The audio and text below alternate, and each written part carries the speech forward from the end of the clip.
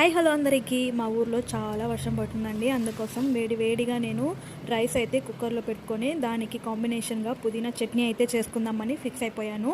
పుదీనా చట్నీ కోసం ఒక ప్యాన్ పెట్టి ఆయిల్ వేసి ఆనియన్, టమాటో మీడియం సైజులో కట్ చేసి ఫ్రై చేసుకోవాలి. అందులోనే కొంచెం మన కారానికి తగినట్టు పచ్చిమిర్చి లేదంటే ఎండుమిర్చి యాడ్ చేసుకొని ఫ్రై చేసుకోవాలి.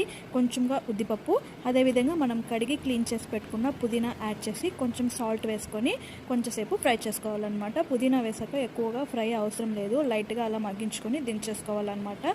ఇది పూర్తిగా చల్లారపడాలన్నమాట. ఇది చల్లారిన తర్వాత అందులోకి మనము ఒక చిన్న ముక్క కొబ్బరి అయితే యాడ్ చేసుకుంటున్నాము. అది ఫ్రై చేయాల్సిన పని లేదు, అలాగే వేసుకోవచ్చు కొబ్బరి. అలాగే మనం ముందుగా ఫ్రై చేసుకున్న ఆ మిక్సింగ్ అయితే అందులో వేసి బాగా మిక్సీ పట్టుకోవాలన్నమాట. అది బాగా మిక్సీ పట్టి కొంచెం గ్రైండ్ అయిన తర్వాత కొంచెంమంది ఇందులో జింజర్ గార్లిక్ పేస్ట్, అలాగే కొంచెం ధనియా, కొంచెం చింతపండు కూడా యాడ్ చేస్తారు.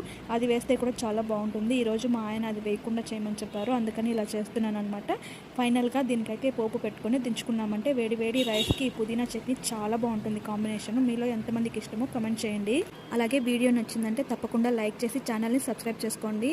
ఇంతవరకు సపోర్ట్ చేసిన అందరికీ చాలా థ్యాంక్స్ అండి. ఇంకా నన్ను సపోర్ట్ చేయాలని మనస్ఫూర్తిగా అయితే నేను కోరుకుంటున్నాను.